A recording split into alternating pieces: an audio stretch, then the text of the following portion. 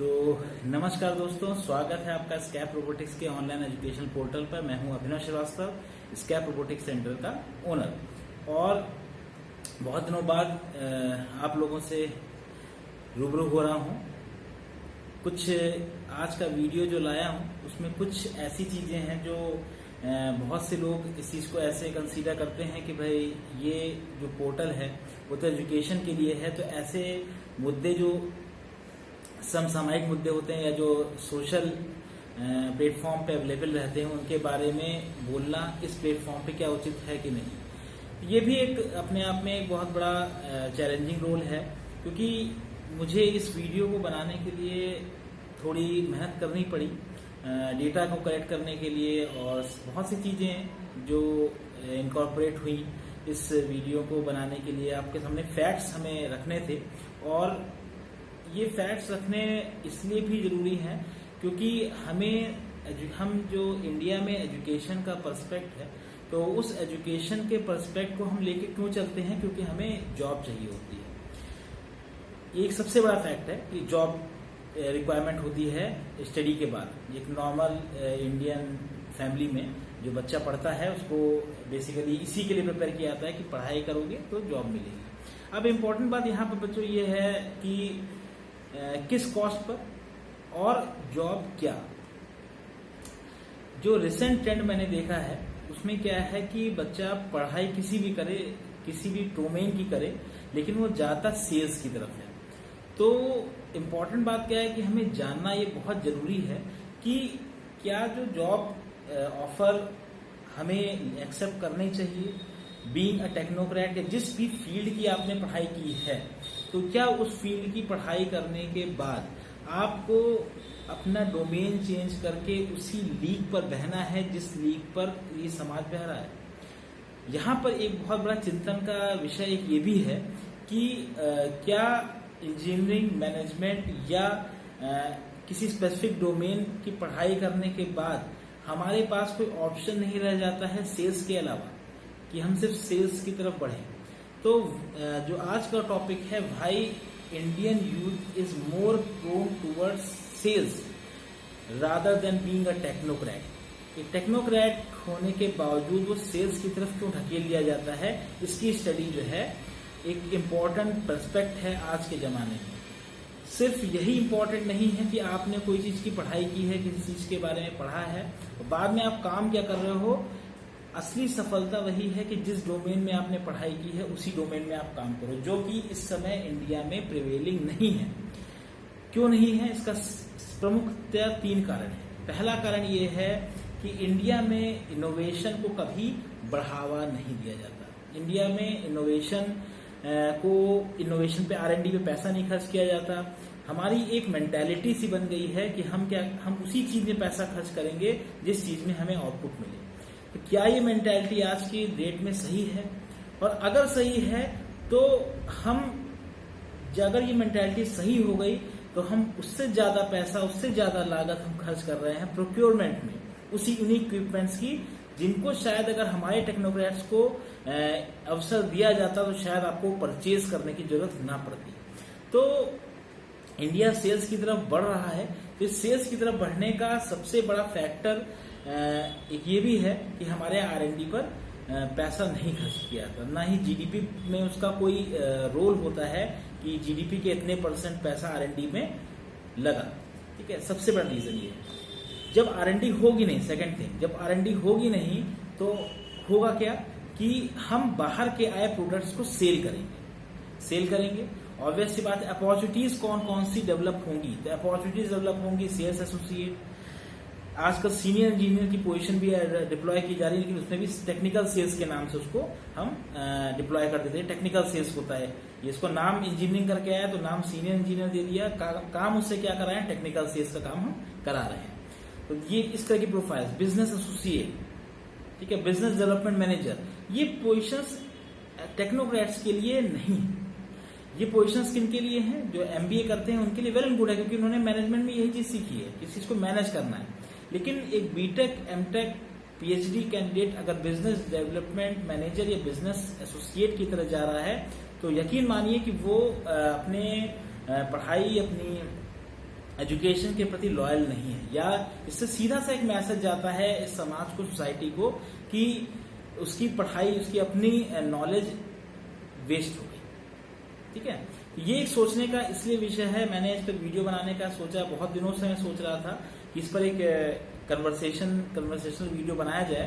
तो आज थोड़ा सा समय मिला, तो आज मैंने सोचा आपके साथ थोड़ा सा इस बारे में डिस्कशन कर लिया जाए। वो माइट बी पॉसिबल कि बहुत से लोग, बहुत से टेक्नोक्रेट्स मेरे इस वीडियो के बारे में से इत्तेफाक मत रखें। हो सकता है कि ना रखें कि आप एक एजुकेशनलिस्ट हैं, तो आप एजुकेशनलिस्ट होकर आप इस तरह के पॉलिटिकल मुद्दों पर क्यों आप वीडियो बना रहे हैं। मेरे पास जो लिंक्डइन अकाउंट से मैसेज आते हैं, लिंक्डइन अकाउंट से मेरे, उसमें कई बार बहुत से प्रोफेसर्स मुझसे नाराज भी रहते हैं कि मैंने जो है इन पॉलिटिकल मुद्दे पर मैं क्यों बात कर रहा हूँ। एक्चुअल में ये आप कंसीडर करिए, क्या ये एक पॉलिटिकल मुद्दा है? तो बिल्कुल भी ये पॉलिटिकल मुद्दा नहीं है। पॉलिटिकल मुद्दा इसको बनाया गया है क्योंकि हमारा एक बीइंग अ टेक्नोक्रेट, हमारा काम क्या है? हमारा काम सिर्फ ये है कि हम जो भी हमें रॉ चीज दी जाए उससे हम एक मीनिंगफुल चीज जो है तैयार करें। उसे कहते हैं रिसर्च एंड डेवलपमेंट। तो हम सिर्फ R&D के लिए बने हैं, रिसर्च एंड डेवलपमेंट के लिए बने हैं। तो क्या चूंकि हमारे पास जॉब नहीं है, या मोस्ट ऑफ द टेक्नोक्रेट्स के पास जॉब नहीं है, तो क्या वो सेल्स की तरफ बढ़ जाए? ये भी एक बहुत बड़ा मुद्दा है। और अगर सेल्स की तरफ बढ़ जाएंगे तो क्या वो अपने एजुकेशन को सेटिस्फाई या अपने एजुकेशन को जस्टिफाई कर पाएंगे? बहुत से लोग इसमें जो है वो जॉब्स तो ले लेते हैं सेल्स की। अगर आप एक क्रमबद्ध तरीके से आप उठा के देखेंगे, वैकेंसीज के नेचर के एक लिस्टिंग आप निकालेंगे, तो उसमें आपको पता चलेगा 100 में से 90 वैकेंसीज, अगर हम बात करें 100 वैकेंसीज में से जी, तो मैं बात कर रहा था वैकेंसीज के बारे में। अगर 100 में से 90 वैकेंसीज अगर हम डिपिक्ट करते हैं, उनका नेचर को देखते हैं, तो 100 में से 90 वैकेंसीज होंगी वो सेल्स की होंगी। क्यों होंगी? हमारा जो कंट्री है वो धीरे धीरे इस ट्रेंड की तरफ बढ़ रहा है, या वर्ल्ड हमें इस तरीके से देख रहा है कि we are the most efficient consumers. हम प्रोड्यूसर्स नहीं, हम कंज्यूमर्स हैं। हम बाहर के पब्लिक के लिए या बाहर के वर्ल्ड के लिए एक मार्केट है, ना कि हम खुद प्रोड्यूसर हैं उस चीज के। हमें अगर सुई भी चाहिए तो हम कंज्यूम करेंगे, ना कि प्रोड्यूस करेंगे। ये मैसेज जा रहा है वर्ल्ड में, हमारे इंडिया का। तो क्या being an educationalist, being a professional, being a technocrat, हम लोगों को इस बारे में कोई आवाज नहीं उठानी चाहिए, या इसके बारे में नहीं बोलना चाहिए? किस हद तक ये उचित है? क्योंकि अगर एक टेक्नोक्रेट या एक टेक्निकल प्रोफेशनल जो R&D में इन्वॉल्व है या इन्वॉल्व होना चाहता है, वही इस मुद्दे को नहीं उठाएगा, तो वो R&D किस चीज पे करेगा अगर उसको उस चीज के बारे में उसके रॉ मटेरियल्स नहीं दिए जाएंगे, या उसके उसको जो चाहिए उस प्रोडक्शन के लिए वो नॉलेज चाहिए, वो प्रैक्टिकल इम्प्लीमेंटेशन चाहिए, उनकी सुविधाएं नहीं होंगी। अगर आप देखेंगे तो 90% of the universities including central and state universities also, आप देखेंगे तो उनके पास वेल इक्विप्ड या तो प्रोफेशनल्स नहीं है, या वेल इक्विप्ड प्रोफेशनल्स होने के बावजूद उनके पास मशीनरी नहीं है जो वर्किंग कंडीशन में हो। जिस समय किसी भी यूनिवर्सिटी का लोकार्पण होता है, अनावरण होता है, उस समय उसके पास माइट बी पॉसिबल कि उसने मशीन्स मंगा के रखी हों, लेकिन चूंकि ना एफिशिएंट प्रोफेशनल्स हैं, ना ही हो सकता है कि माइट बी पॉसिबल कि उन जो एफिशिएंट प्रोफेशनल पहले के रहे हों, उन्होंने उस पर वर्किंग नहीं की, तो वो रखे वो मशीनें खराब हो गई, और उसके बाद पैसा आता गया एडमिशन के फॉर्म में, तो मैनेजमेंट ने कभी सोचा नहीं कि उस मशीन्स को हम कभी ठीक करवाएं, क्योंकि उसको जरूरत नहीं पड़ी। जरूरत क्यों नहीं पड़ी? क्योंकि पैसा स्टूडेंट से ऑलरेडी उन मशीन्स को सिर्फ देख के आ रहा है। तो यहाँ पर एक मुद्दा इंपॉर्टेंट उठाना ये भी था, बीइंग एन टेक्नोक्रेट, कि हम किस दिशा में आगे जा रहे हैं, what is our aim and what actually we are aiming at. तो सबसे बड़ा दुर्भाग्य हमारे देश में यही है कि हम ग्लोबल स्तर पर एज अ बिग कंज्यूमर देखे जाते हैं, ना कि प्रोड्यूसर।